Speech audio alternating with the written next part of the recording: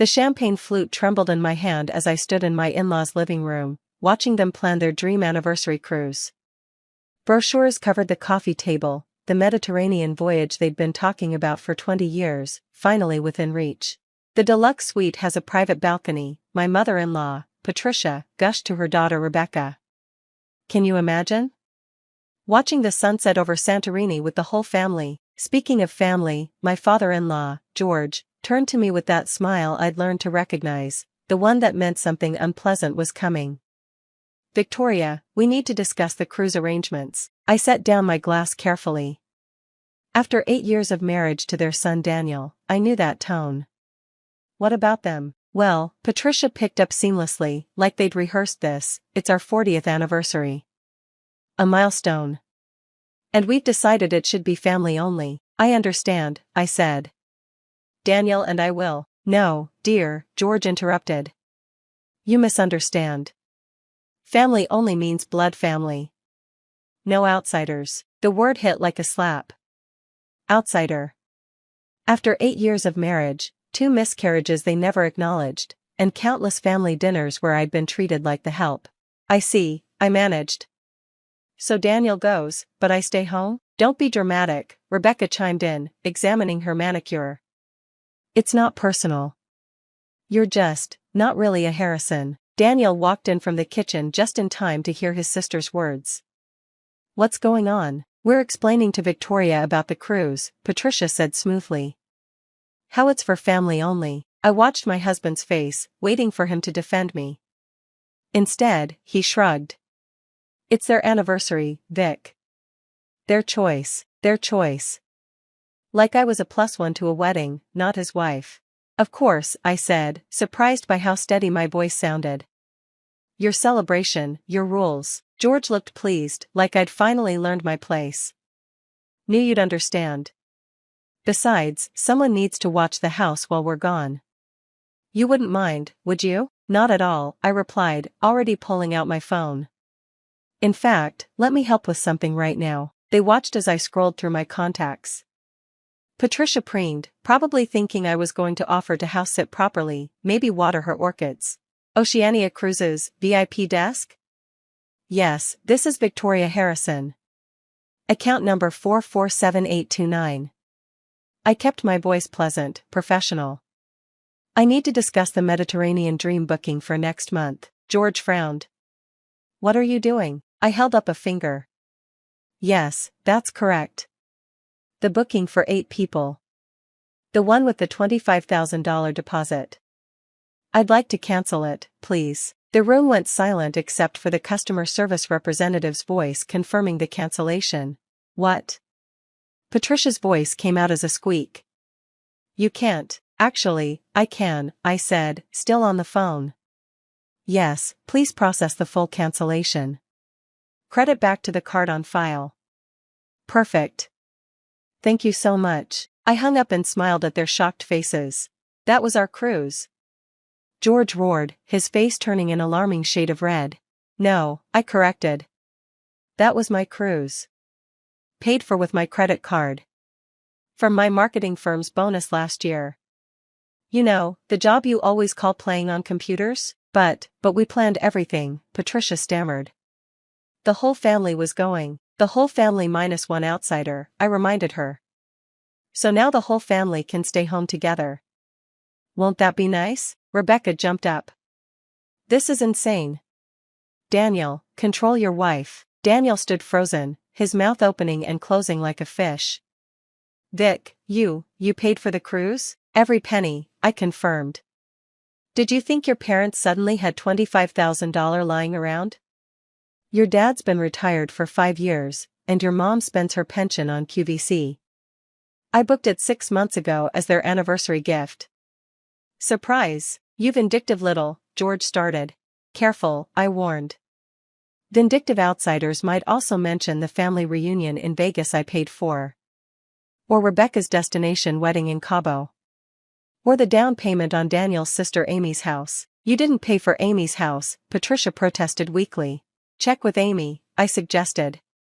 Ask her where the mysterious $50,000 savings came from. While you're at it, ask her why she needed it. Something about credit card debt from funding her husband's failed business? Daniel sank onto the couch.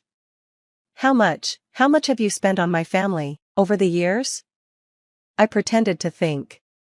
Between the vacations, the emergencies, the loans that were never repaid, the gifts for events I was barely welcome at, about $200,000. The collective gasp was satisfying. But you never said anything, Rebecca whispered. Because I thought that's what family did, I said. Silly me.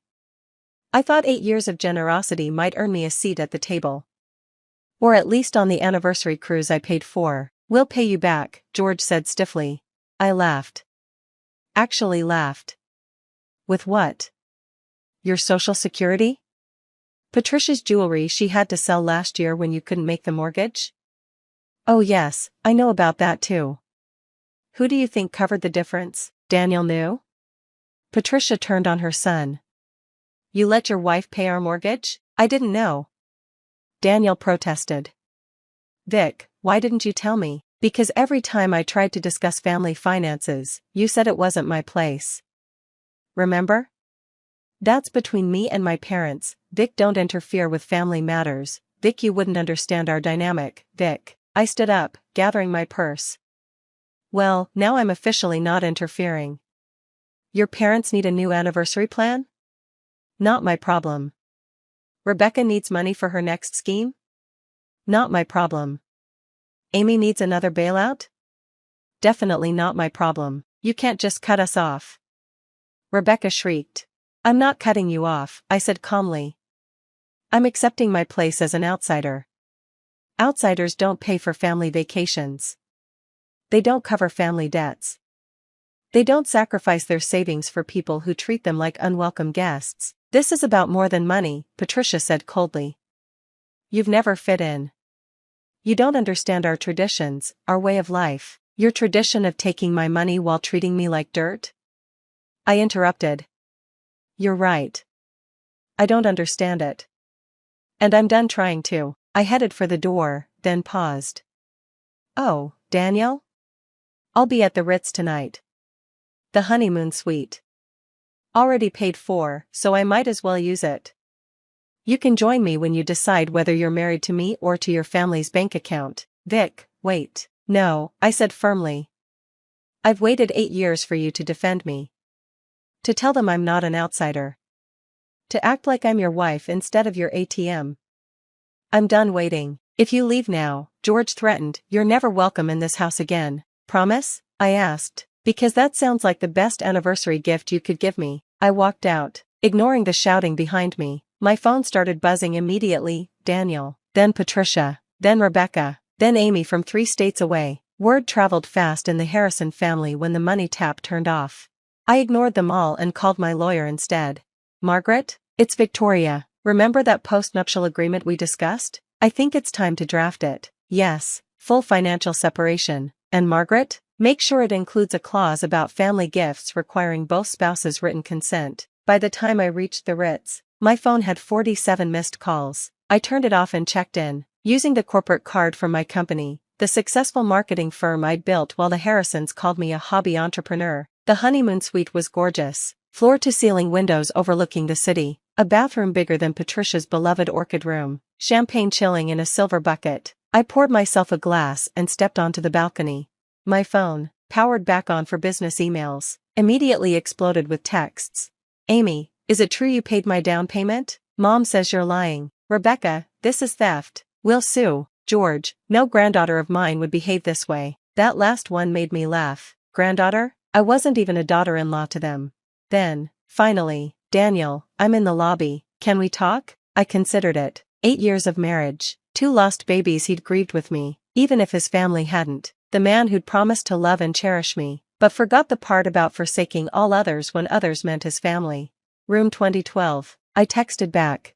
He arrived looking haggard, still in the same clothes from dinner. Vic, I'm so sorry, I had no idea. Which part? I asked, not moving from the balcony. That they treated me like an outsider? Or that I was bankrolling their lifestyle while they did it? Both, he admitted, sinking into a chair. Mom's crying, Dad's threatening to disown me. Rebecca's calling every lawyer in town. And Amy called to say thank you, he said quietly, She's been carrying the guilt for 2 years, thinking mom and dad had sacrificed their savings for her. She had no idea it was you. At least someone appreciates it. I appreciate it, Daniel said. I never saw it. They're my parents. I thought their little digs were just personality conflicts. Daniel, your mother introduced me at your company party last month as Daniel's wife. The one who does computer things. I'm the CMO of a company with 50 employees. He winced. I know. Do you? Because when she said it, you laughed. I was uncomfortable. You were complicit. I corrected. Every time you stayed silent,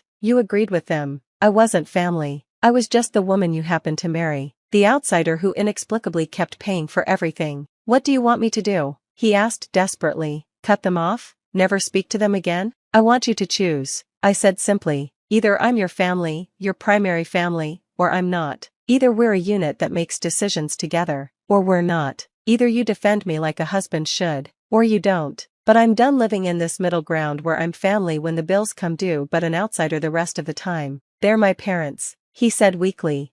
And I'm your wife, the one who held your hand through your appendectomy, who supported you when you changed careers, who paid for your parents' dream cruise while they called me an outsider. Daniel was quiet for a long moment. Then, can I see the receipts? What? The receipts? For everything you paid for. I want to see them. I pulled out my phone and opened the folder I'd been keeping, because of course I kept records. I'm a businesswoman, after all. I handed it to him and watched his face pale as he scrolled.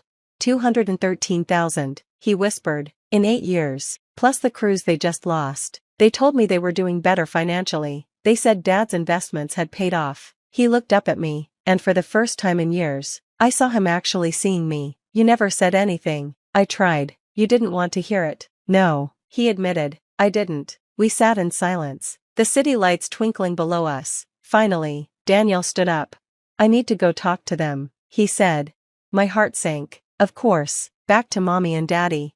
But first, he continued, I need to know if you'll consider couples counseling, and a financial advisor, and maybe a therapist just for me to figure out why I've been such a blind idiot. I blinked. What? You're right. About all of it. I've been a terrible husband. I let them treat you like an outsider while you were the only one actually acting like family. Real family doesn't keep score or demand gratitude. They just help, like you've been doing. Daniel, I'm going to tell them that until they apologize, really apologize. Not just because they want your money, they won't be seeing either of us. And if they can't accept you as family, then I guess I'll be an outsider too. I stared at him. You'd do that? I should have done it 8 years ago, he said. The question is, will you give me a chance to do it now? I thought about it. 8 years of frustration and hurt, but also 8 years of love, laughter, shared dreams. The man who'd held me through miscarriages, who'd celebrated my business successes, who'd made me laugh even on my worst days. Counseling, I said finally, and a postnuptial agreement, and your parents don't get another penny from me unless it's a genuine gift that we both agree on. Deal, he said immediately. Can I stay tonight? Or should I get my own room? I poured a second glass of champagne and handed it to him. Stay, but you're calling your parents first. On speaker, he winced but pulled out his phone. George answered on the first ring. Daniel, did you talk sense into her? We need to rebook that cruise before. Dad, Daniel interrupted. I need you to listen very carefully. Victoria is my wife, my family. If you can't treat her with the respect she deserves, the respect she's more than earned, then you won't be seeing either of us. The silence was deafening. You're choosing her over us? Patricia's voice, shrill in the background. I'm choosing my marriage, Daniel corrected, the way I should have from the beginning. Victoria has been more family to you than I have. She's the one who made sure you kept your house, Dad. She's the one who saved Amy from bankruptcy, Mom, and you called her an outsider. That money was from you, George protested. No, Dad, it wasn't. I make good money, but not that good. Every gift from us? That was Victoria. Every vacation? Victoria. Every bailout? Victoria. And you couldn't even include her in your anniversary cruise. We'll pay her back, Patricia said weakly. I don't want your money, I called out. I want an apology, a real one. And I want to be treated like what I am, your son's wife, your daughter-in-law. Family, or what? George blustered. Or nothing, I said simply. Daniel and I will live our lives, and you'll live yours, separately, your choice. I nodded to Daniel, who ended the call. That was terrifying, he said.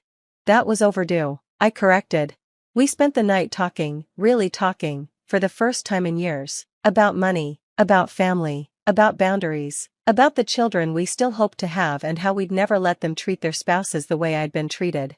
The next morning, my phone had dozens of messages. I ignored most of them, but one stood out.